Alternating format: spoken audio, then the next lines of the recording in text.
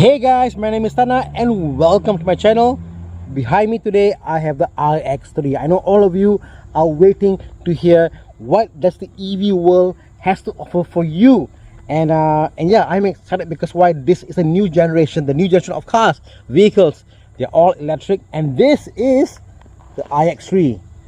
I kind of like this. Let's have a look.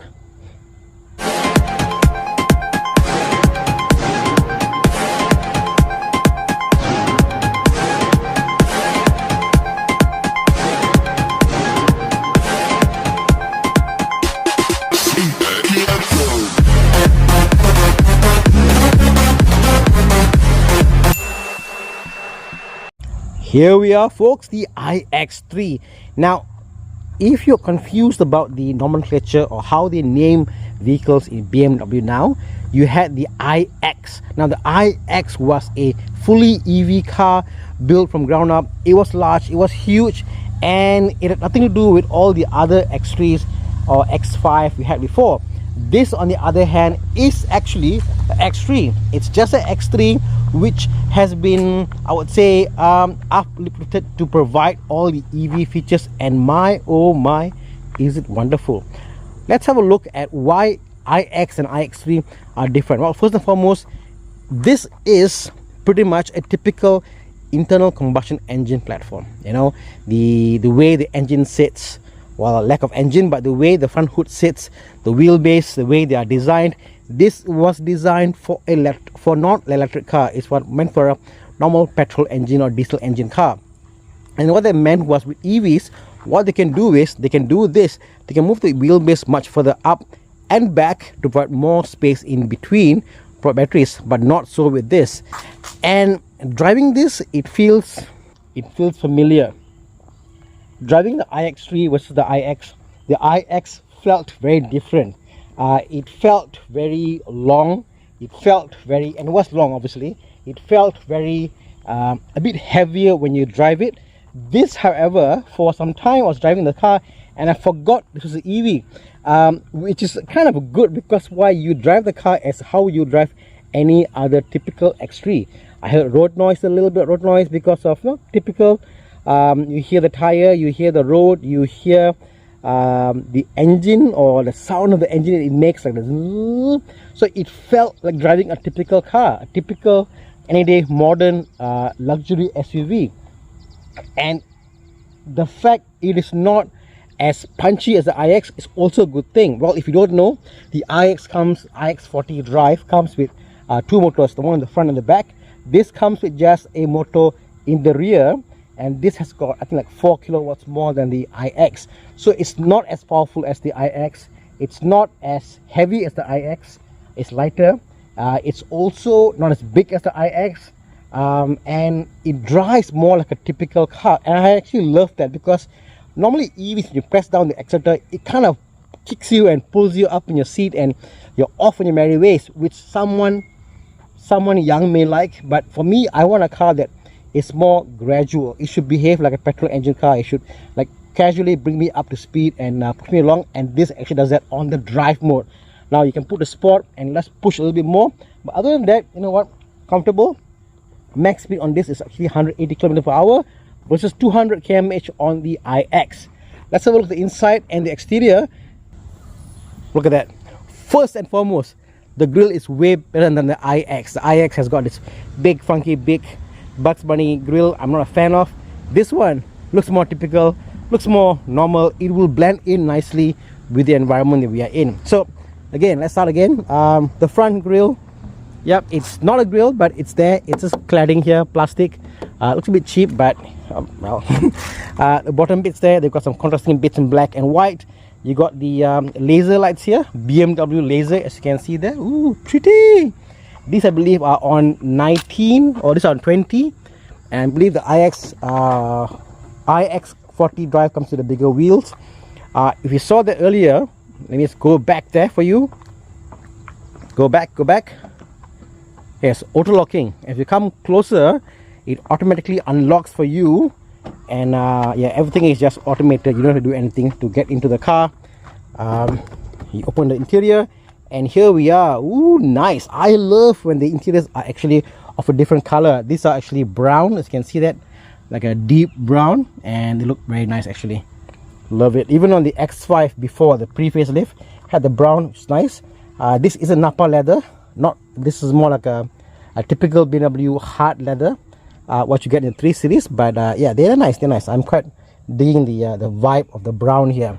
If you go inside, if you've been on a BMW 3 Series, 5 Series, or X3, X5, very similar interior, very similar look and feel to it. Up here you do get a panoramic roof, which is beautiful. It goes all the way from there all to the back. Yeah, kids loved it. And of course you get the black liner here. So I believe this is like a M Sport package, that's why it comes in that feel. And what else? Yeah, typical BMW. You get this large 12.3-inch display, which is very nice. And you've got that, sorry, 12.3 is over here. This is, I believe, is 9, or vice versa, you know. Yep, usual BMW stuff. The same setup as your 3 Series down here, the G20. And let's go in the back. Yep, very much a X3. If you haven't got into one, let me show you the headroom over here. Flip cap. Yep, kids are totally happy with this. A lot of space. I am 5'7", and yeah, I've got lots of leg room, headroom, totally fine. Let me show you some. You got all these badgings over here. You got an X here, and we see there iX3. You know, in the rear you got your aircon vents on the center console. It's a 3-zone climate A system, so 1, 2, and 3. In the back you got some USB-C ports down there, and overall it's a very comfortable space to be in. The back arches, the arches down over on this side, so the headroom has got plenty of space on top there. It doesn't affect that lining that goes behind. The back of the car itself, let me just open up. Yep, very spacious, as you can see there. Yeah, BMW makes very good use of space, I believe, in their vehicle, when they know what they want to do with it. And oh, look at that. For those who don't know, that piece there reminds me of what you get when you open the car at night. At night, the bottom is illuminated, and you get the same design pattern that is there. And the back lights, they're all smoked out. JPJ might not approve this if this was modded, but if it's original, JPJ, they're totally fine with this. It's funny, isn't it? Manufacturers come with black smoked rear tail lights, but JPJ, if you get it on an older car, and JPJ sees you doing it, you get summoned for this. But yeah, back space. If you open the boot, plenty of space, guys. And you got your charging ports over here, charging cable here. You got your tunnel cover, I believe, or this is the cover to put your luggage. And your tunnel cover is here. Yeah, so very usable. It's very easy to use, to drive. I felt no hesitation of driving this car because it felt like a typical BMW. You get into it, press start, go, and it just kicks off. Even the buttons, all of them are from the X3. I like the iX, which felt very different. So comes to the point, why are you buying an EV? You're buying an EV for daily use, and you want it to be I won't say fuel efficient, but efficient in how it manages. I think the iX3 is a better buy than the iX. Hear me out now. Bigger battery. What that means is longer range, I think 360.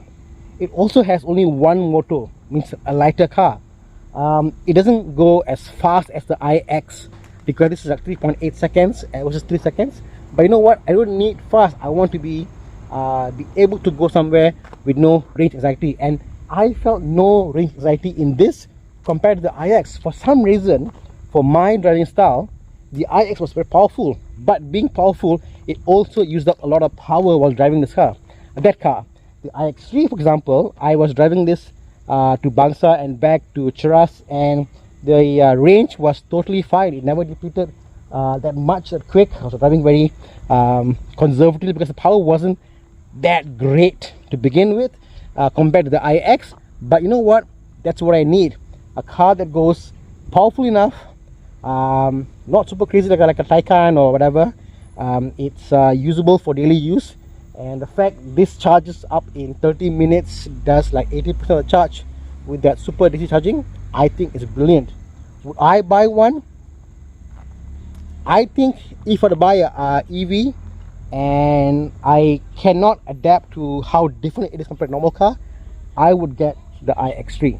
If I want something different, unique, to have other cars on my fleet, the iX probably is something you should consider. Because why?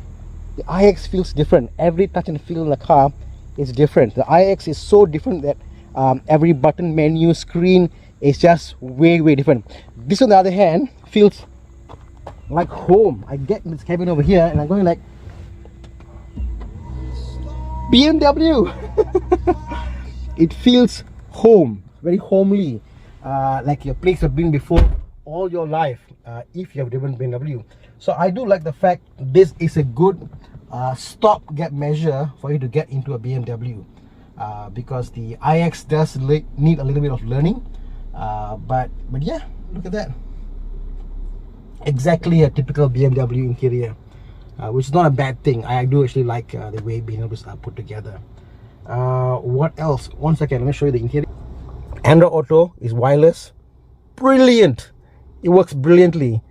The AC on this, buttons.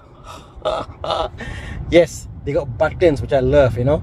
None of the touch screen and all that stuff. It got buttons.